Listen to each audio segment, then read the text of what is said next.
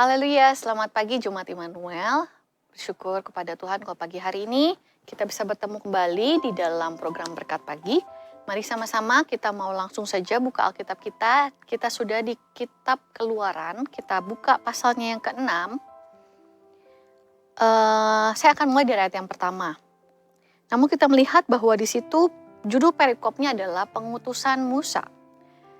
Allah berfirman kepada Musa untuk membebaskan bangsa Israel dari perbudakan Mesir. Kita tahu dari pasal-pasal sebelumnya, Musa dipanggil oleh Allah untuk membebaskan bangsa Israel dari perbudakan Mesir. Nah, mengapa Allah mau membebaskan bangsa Israel dari perbudakan Mesir?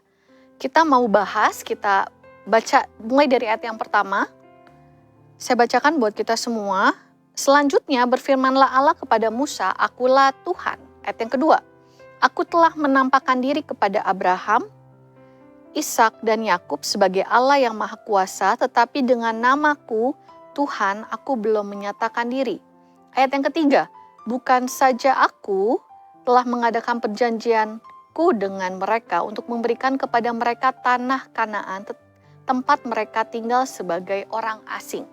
Puji Tuhan, dari ayat yang kita baca tadi, mengapa Allah mau membebaskan bangsa Israel dari perbudakan Mesir? Yang pertama, ada 3 poin yang saya tulis di sini. Yang pertama adalah karena Allah sudah mengikat perjanjian dengan Abraham, Ishak dan Yakub bahwa tanah Kanaan akan diberikan kepada bangsa Israel. Dari hal ini, kita bisa melihat bagaimana Allah yang kita sembah adalah Allah yang setia. Setia akan janjinya, setia akan firman-Nya kepada setiap kita. Kalau Dia sudah berjanji, maka Ia pasti akan menggenapi janjinya di dalam kehidupan kita. Namun memang tunggu kapan waktunya Tuhan untuk janjinya itu digenapi di dalam setiap kehidupan kita. Kita bisa melihat bahwa bangsa Israel juga mereka mau dibebaskan dari perbudakan Mesir, karena Allah sudah mengikat perjanjian dengan nenek moyang mereka, yaitu Abraham, Ishak, dan Yakub. Itu yang pertama. Yang kedua, mengapa Allah mau membebaskan bangsa Israel dari perbudakan Mesir? Kalau kita baca di ayat yang keempat, saya akan bacakan buat saudara semua. "Tetapi aku sudah mendengar juga orang-orang Israel yang telah diperbudak oleh orang Mesir, dan aku ingat kepada perjanjianku. Sebab itu," ayat yang kelima, "katakanlah kepada orang Israel, akulah Tuhan. Aku akan membebaskan kamu dari kerja paksa orang Mesir, melepaskan kamu dari perbudakan mereka, dan menebus kamu dengan tangan yang teracung dan dengan hukuman-hukuman yang berat." Yang kedua, mengapa Allah mau membebaskan bangsa Israel? Karena Allah melihat setiap erangan atau seruan minta tolong dari bangsa Israel akibat dari perbudakan dan penderitaan yang mereka alami di Mesir. Saudara, Allah selalu mendengar seruan doa hati kita. Allah tidak pernah menutup mata dan telinganya terhadap seruan hati kita kepadanya. Ia bukan Allah yang tidak peduli. Ia tahu akan setiap keadaan kita. Oleh sebab itu, di dalam setiap permasalahan kehidupan kita sehari-hari, mari selalu berseru kepada Tuhan. Mari selalu berdoa kepada Tuhan, sama seperti bangsa Israel. Mereka menyerukan, mereka menyatakan seruan mereka kepada Allah, minta tolong untuk dibebaskan atas setiap penderitaan mereka. Walaupun mungkin waktunya tidak langsung pertolongan Tuhan datang, tapi kita bisa melihat bahwa Tuhan mendengar dan sesuai dengan waktunya Dia akan pasti menolong setiap kita. Yang ketiga, mengapa Allah mau membebaskan bangsa Israel dari perbudakan Mesir? Kalau kita lanjut baca ke ayat yang ke-6, saudara, "Aku akan mengangkat kamu menjadi umatku dan aku akan menjadi Allahmu, supaya kamu mengetahui bahwa akulah Tuhan Allahmu yang membebaskan kamu dari kerja paksa orang Mesir." Alasan yang ketiga yang saya catat di sini adalah karena Allah ingin menyatakan eksistensinya ataupun keberadaannya sebagai Allahnya bangsa Israel. Sebagai Allah kepunyaan bangsa Israel, Allah yang membebaskan bangsa Israel dari perbudakan Mesir. Pada saat itu tidaklah mungkin terjadi kalau tanpa Allah yang terlibat, Allah yang menolong, mengintervensi langsung, tidak akan pernah mungkin terjadi bangsa Israel dibebaskan dari perbudakan Mesir. Tapi Allah menolong, Allah mau menyatakan keberadaannya sebagai Allah bangsa Israel yang membebaskan mereka dari perbudakan Mesir. Allah menyatakan hanya dialah satu-satunya Allah dalam hidup bangsa Israel. Begitupun juga dengan kita saat ini, hanya dialah saja yang sanggup mengangkat hidup kita, yang sanggup membebaskan hidup kita dari segala ikatan, dari setiap dosa-dosa yang menghambat kehidupan kita. Hanya dialah saja yang sanggup menolong dan menyelamatkan kita. Tidak ada Allah lain, hanya Allah yang kita sembah, yaitu Allahnya bangsa Israel. Nah, alasan-alasan ini saudara yang menggerakkan Allah untuk membebaskan bangsa Israel melalui Musa. Kalau tadi kembali ke judul perikopnya adalah pengutusan Musa. Menarik bagi saya saudara, di sini kita lihat bagaimana sudut pandang seorang Musa. Musa adalah manusia biasa seperti kita yang dipercayakan oleh Allah untuk membebaskan bangsa Israel dari perbudakan Mesir. Kalau kita maju ke ayat yang ke-9 sampai ke ayat 11, saya bacakan lagi buat saudara semua. Kemudian Tuhan berfirman kepada Musa, pergilah menghadap, katakanlah kepada Firaun Raja Mesir bahwa ia harus membiarkan orang Israel pergi dari negerinya. Ayat 11, tetapi Musa berkata di hadapan Tuhan, orang Israel sendiri tidak mendengarkan aku. Bagaimanakah mungkin Firaun akan mendengarkan aku seorang yang tidak petah lidahnya. Allah menyuruh Musa untuk menghadap Firaun dan menyampaikan firman-Nya. Tapi Musa menanggapi panggilan ini dengan hati yang pesimis. Ia katakan orang Israel saja tidak mendengar dia, apalagi Firaun yang adalah seorang raja, pemimpin saat itu. Dan Musa mengakui bahwa ia adalah seorang yang petah lidah. Ini menarik saudara, bagaimana Musa meresponi panggilan Allah ini dengan hati yang pesimis. Belum apa-apa dia seperti sudah mau menolak panggilan Allah atas hidupnya. Seakan-akan Allah tidak tahu yang ia sedang alami, seakan-akan Allah tidak mampu sehingga memakai Musa sebagai alatnya. Bahkan di pasal ini saja 2 kali Musa mengatakan hal yang sama. Dari pasal yang keempat pula, dari pasal Keluaran pasal yang keempat juga, mulai dari ayat 10 sampai 14, di situ juga Allah murka kepada Musa karena sikap Musa yang sangat pesimis, minder, dan bahkan menyuruh orang lain untuk dipakai oleh Tuhan.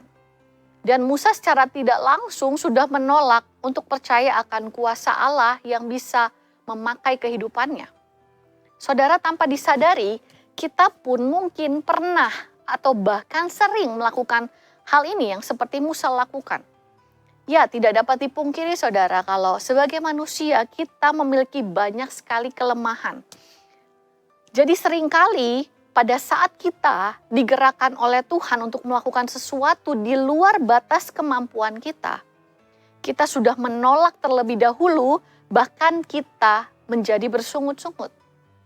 Ya, betul sekali, sangat manusiawi. Semua umat manusia itu punya keterbatasan. Setiap kita punya keterbatasan, tidak ada manusia yang sempurna. Hanya Allah yang sempurna karena Dia Tuhan, Dia Allah. Namun saudara, kalau kita hidup di dalam Tuhan, sebagai anak-anak Tuhan yang percaya akan firman-Nya, yang percaya akan janji firman-Nya, seharusnya batas manusia itu bukanlah akhir dari segalanya. Seharusnya sebagai anak-anak Tuhan kita melihat bahwa keterbatasan kita bukanlah akhir dari segala-galanya. Kalau Tuhan sudah memanggil kita untuk melakukan perintah-Nya, untuk melakukan firman-Nya di luar batas kemampuan kita, percayalah saudara, percayalah kepada Tuhan karena Tuhan sendiri juga yang pasti akan memampukan kita untuk melakukan pekerjaannya. Percayalah bahwa Tuhan sendiri juga yang akan menyertai setiap kehidupan kita. Kalau ada visi dari Tuhan, pasti juga Dia akan sediakan jalannya. Jadi sangatlah penting dari respon Musa ini kita belajar bahwa sangatlah penting respon kita terhadap firman Tuhan. Respon kita, bagaimana respon kita terhadap panggilan Tuhan.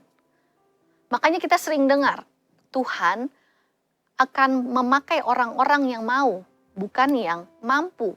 Karena apa? Karena soal kemampuan, sebenarnya sejujurnya kita tidak ada yang mampu melakukan pekerjaan Tuhan.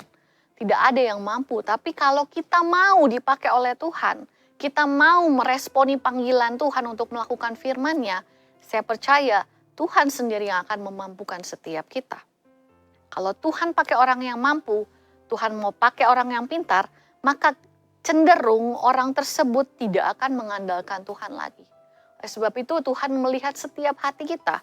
Maukah kita untuk melakukan apa yang menjadi kehendak-Nya di dalam kehidupan ini? Makanya dalam Alkitab seringkali kita lihat tokoh-tokoh yang dipakai oleh Tuhan adalah tokoh-tokoh yang punya keterbatasan dan kelemahan. Kita bisa sebutkan siapa saja. Mereka punya latar belakang yang bermasalah, ataupun mereka seperti Musa, punya kelemahan, keterbatasan, namun tetap dipakai oleh Tuhan. Namun orang-orang ini yang mau, yang memiliki kemauan, hati yang terbuka akan panggilan Tuhan, itulah orang-orang yang akan pada akhirnya dipakai oleh Tuhan. Kita tidak akan mampu, saudara. Sepintar apapun, kita tidak akan mampu tanpa Tuhan. Kenapa Tuhan memakai orang-orang yang lemah? Mengapa Tuhan seringkali memakai orang yang memiliki keterbatasan di dalam kehidupannya? Supaya kita bisa lihat bahwa tanpa penyertaan Tuhan, semua misi itu tidak akan tercapai. Mau sepintar apapun, mau semampu apapun, sebanyak apapun gelar kita, Tuhan mau menunjukkan bahwa tanpa Tuhan terlibat, semuanya menjadi sia-sia. Jadi saudara, sekali lagi saya katakan keterbatasan kita sebagai manusia, kelemahan kita itu bukanlah akhir. Justru orang-orang seperti kita yang memiliki keterbatasan dan kelemahan itu justru yang akan dipakai oleh Tuhan untuk melakukan rencananya kalau kita mau. Kalau kita punya hati yang mau untuk dipakai sebagai alatnya. Dalam Korintus katakan di dalam kelemahanlah kuasa Tuhan menjadi sempurna. Sangat unik di dalam keterbatasan kita sebagai manusia, disitulah justru kita bisa melihat bagaimana kuasa Tuhan bekerja dengan sempurna melalui kehidupan kita. Pagi ini kita mau belajar dari keterbatasan Musa. Jangan jadikan keterbatasan dan kelemahan kita hari ini menjadi alasan untuk kita tidak mau melakukan firman-Nya. Menjadi alasan untuk kita menolak panggilan Tuhan di dalam kehidupan kita. Karena kita, saudara, akan ketinggalan banyak sekali kesempatan yang berharga yang Tuhan sudah sediakan. Bahkan juga kita akan mengalami kehilangan berkat-berkat Tuhan dalam hidup kita. Pagi ini kita tahu yang pertama, saya ulangin lagi, Allah kita adalah Allah yang setia akan janjinya. Kalau Dia sudah berjanji, Dia pasti akan menepati setiap janjinya di dalam kehidupan kita. Pegang hal itu di dalam kehidupan kita. Karena itu akan mengubah setiap mindset kita. Itu akan mengubah cara kita memandang Tuhan, akan mengubah bagaimana kita menjalani kehidupan kita setiap hari. Yang kedua, bahwa Allah sesungguhnya mendengar setiap doa dan seruan kita. Ia bukan Allah yang jauh, Ia bukan Allah yang tidak peduli. Ia Allah yang akan menolong setiap kita yang percaya dan mengandalkan Dia selalu. Yang ketiga, Allah mau kita menghormatinya sebagai Allah yang sanggup melakukan segala perkara. Jadi jika Ia punya misi dan Ia memilih kita untuk melakukannya, Ia memanggil kita untuk melakukannya, mari jangan responi dengan hati yang pesimis, jangan responi dengan hati yang menolak, karena Ia mau kita siap, Ia mau kita percaya penuh, Ia mau kita mengandalkan sepenuhnya kepada Tuhan walaupun kita penuh dengan keterbatasan. Karena Ia yang menyuruh, Ia juga yang akan menyertai dan memampukan setiap kita. Biarlah respon kita akan firman Tuhan pagi hari ini juga akan membawa kita melihat kebesaran Tuhan terjadi di dalam hidup kita. Apabila kita mau melakukan dan percaya akan firman-Nya. Pagi hari ini saudara jangan lewatkan momen di mana Tuhan mau memakai hidup kita untuk menyatakan kemuliaan-Nya. Apalagi di hari-hari ini.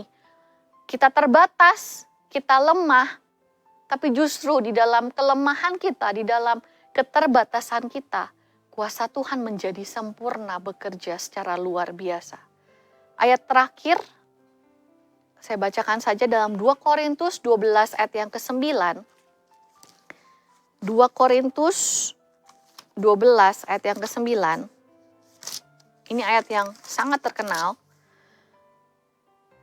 Tetapi jawab Tuhan kepadaku, cukuplah kasih karuniaku bagimu, sebab justru dalam kelemahanlah kuasaku menjadi sempurna. Sebab itu terlebih suka aku bermegah atas kelemahanku, supaya kuasa Kristus turun menaungi aku. Saya berdoa saudara pagi hari ini, supaya kasih karunia daripada Allah, itulah yang akan memampukan setiap kita untuk kita dapat mampu meresponi panggilan Tuhan, meresponi firman Tuhan dengan benar pagi ini. Amin. Immanuel, Allah beserta kita.